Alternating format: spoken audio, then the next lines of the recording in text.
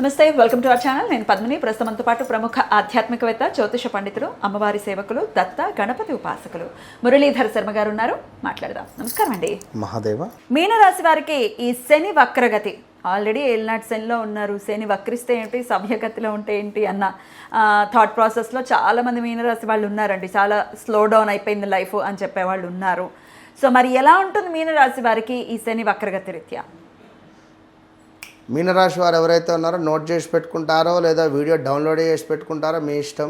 రావాల్సిన ధనం ఏదైతే ఉందో, పలానా దగ్గర డబ్బు ఆగింది, అది ఎప్పుడు 2022 ఆగస్టు కానీ 23, 24, 25లో ఆగిపోయినటువంటి డబ్బు ఏదైతే ఉందో ఎగ్దమ్ ట్రాన్సాక్షన్ అయ్యి మీ దగ్గరికి వచ్చేటువంటి పరిస్థితి ఉంటుంది. అయితే ₹1,00,00,000 ఉన్నాయనుకోండి, ఒక 50 లక్షలు కానీ 35 లక్షలు కానీ 55 లక్షలు కానీ ఆ ధనాన్ని మీరు చూసేటువంటి సమయం.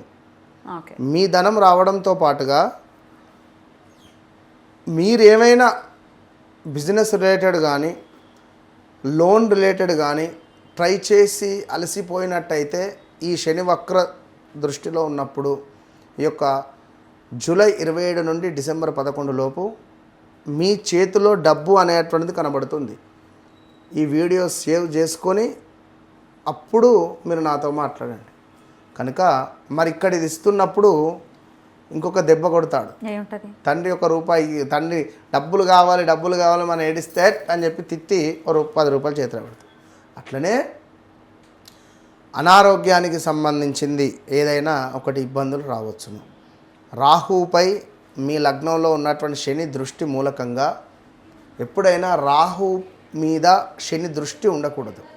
రాహు మీద శని దృష్టి ఉంటే యాక్సిడెంట్ అయ్యే ఛాన్స్ ఉంటుంది. ఇట్లా 12 రాశులలో కొందరికే నేను చెప్పా, 3, 4 మాత్రమే చెప్పా.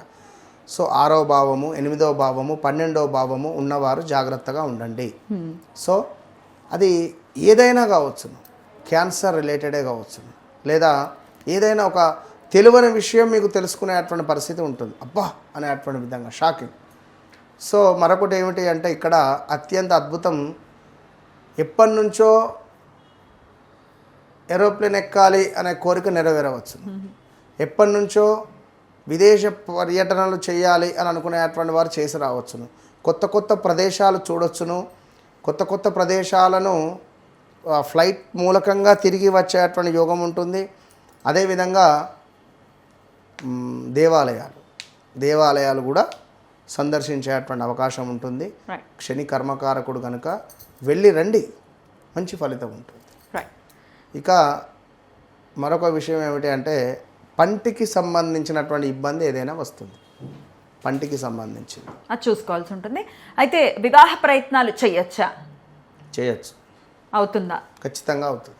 రైట్. సంతాన సాఫల్యత కోసం ఎదురు చూస్తున్న వాళ్ళకి 100కు 200% అవుతుంది. ఎందుకంటే పంచమాత గురువు ఉన్నాడు కనుక అయ్యే ఛాన్స్ ఉంటుంది. అద్భుతం అండి.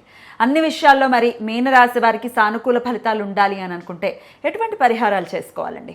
ఇక్కడ ఈ రాశి ఆ రాశి అనేటువంటిది కాకుండా 12 రాశులలో మనకు శనేశ్వరునికి సంబంధించినటువంటి ఒక వక్ర దృష్టి అనేటువంటిది, వక్ర దృష్టి అనగానే కేవలం మనకు వెనక భావము అంటే clockwise anti clockwise అనేటువంటిదే కాకుండా ఒక బంతి అనేటువంటిది నేల మీద కొడితే అది ఎంత ఫాస్ట్గా కిందికి వెళ్ళి అంతకంటే డబల్గా పైకి వస్తుంది. కనుక శనేశ్వరుడు ఉన్నటువంటి భావం నుండి వెనక భావాన్ని ఏ విధంగానైతే చూస్తున్నాడో అంతే ఫాస్ట్గా దాని ముందు భావాన్ని కూడా చూస్తాడు. సో ఉదాహరణకు ఇప్పుడు ధనస్సు అనుకుంటే ధనస్సు వారికి 4వ భావంలో ఉన్నాడు. 4వ భావం నుండి 3వ భావాన్ని చూస్తూ ఎట్ ద సేమ్ టైం పంచమ భావాన్ని కూడా చూస్తాడు. కనుక ఓవరాల్గా ఒక ధనస్సు ఇది అని కాదు, మకరం కానీ, కుంభం కానీ, మీనం కానీ, మేషం కానీ, ఎవ్రీథింగ్ ఏ రాశి వారైనా కూడా ఖచ్చితంగా శనేశ్వరునికి సంబంధించినటువంటి కుదిరితే మీ స్తోమత మేరకు ఏదైనా ఒక హోమము కానీ, ఎందుకంటే ఇప్పుడు రేపటి కాలంలో మనకు ముందు శనేశ్వరుడు వెళ్ళేటువంటి పీరియడ్ ఏదైతే ఉందో అది ఇంపార్టెంట్. వక్ర దృష్టి అనేది మనకు ఈ యొక్క జూలై 27 నుండి డిసెంబర్ 11 వరకే ఉంటున్నది. ఇందులో చివరి 2 నెలలు చాలా డేంజర్ జోన్లో ఉంటుంది ఖచ్చితంగా. కనుక కుదిరితే చండీ హోమం కానీ, ఇప్పుడు మన ఆధ్వర్యంలో అనుకుంటున్నాం అమ్మవారి దయ వల్ల కామాఖ్యలో ఖచ్చితంగా సంకల్పం చేస్తున్నాము. కామాఖ్య అంటే చాలా అత్యంత పవర్ఫుల్ కలిగినటువంటి క్షేత్రం అందరికీ తెలిసిందే. సో అక్కడ చండీ హోమంతో పాటుగా శనేశ్వరునికి సంబంధించినటువంటి మూలమంత్ర హోమము నిర్వహించేటువంటి పరిస్థితి కలదు. కనుక ఇట్టి సుందరమైనటువంటిది అంటున్న సువర్ణ అవకాశం కాదు ఇది, సుందరమైనటువంటి అవకాశములో అందరూ పాల్గొనేటువంటి విధంగా, ఇప్పుడు మీరు నేను అనేటువంటిది కాకుండా సర్వదర్శనం ఏ విధంగా ఉంటుందో ఆ విధంగా అందరికీ, మధ్యతరగతి వారికి, ఉన్నవారికి, లేని వారికి అందరికీ ఒకటే బడ్జెట్, అందరూ పెట్టుకునేటువంటి బడ్జెట్. ఒక చిన్న ఫంక్షన్ చేస్తే ఎన్నో వేలు ఖర్చు పెట్టుకుంటున్నారు. అందులో సగం కూడా కాదు మనం చేసేటువంటి బడ్జెట్. కనుక మీ గోత్రనామాల మీద చేసుకోవడానికి మీరు సిద్ధమా అనేది మీరు గుర్తుంచుకోండి.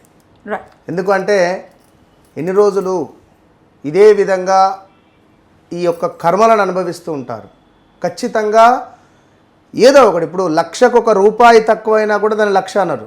కనుక చెప్పలేము, ఒకవేళ మీ యొక్క కర్మ అనేటువంటిది అక్కడ సిద్ధించవచ్చు. ఆ రూపాయి నేను కావచ్చును, ఒకవేళ చెప్పలేం కదా. లక్షకు ఆ ₹1 ఏ విధంగానైతే చేరిస్తే బ్యాలెన్స్ అవుతుందో, సో మీ కర్మకు ఒకవేళ కామాఖ్య అమ్మవారి యొక్క అనుగ్రహం తోడైతే రాబోయే రోజులలో విజయం మీదే. కనుక రాలేని వారు ఈ యొక్క రావి చెట్టు కింద దీపారాధన కావచ్చును, నల్ల నువ్వులు దానం కావచ్చును. ఇక్కడ 5 రాశులకు మాత్రం చాలా ఇబ్బంది, డేంజర్ జోన్లో ఉన్నారు. ఆ 5 రాశులలో మొట్టమొదటిది మేషరాశి, రెండవది వచ్చేసి కర్కాటక రాశి, మూడవది వచ్చేసి కన్యా రాశి, నాలుగవది వచ్చేసి ధనస్సు రాశి, ఐదవది వచ్చేసి మనకు కుంభరాశి. శనిపై రాహుపై శని దృష్టి ఉండడం ద్వారా సడన్ డెత్స్ జరుగుతాయి. So be careful. తప్పకుండా ఈ యొక్క శని వక్ర దృష్టి, మంచి యోగాన్ని మీకు కావాలి అని అనుకునేటువంటి వారు కామాఖ్య అమ్మవారి యొక్క అనుగ్రహాన్ని పొందండి. లేదు అని అనుకునేవారు బ్రాహ్మణుని ఇంటికి పిలుచుకొని నల్ల నువ్వులు దానంగా ఇవ్వండి, లేదా ఏదైనా దేవాలయానికైనా వెళ్ళి ఇవ్వండి. రైట్, చాలా చక్కగా వివరించారండి. కృతజ్ఞతలు. నమస్కారం అండి. మహాదేవ.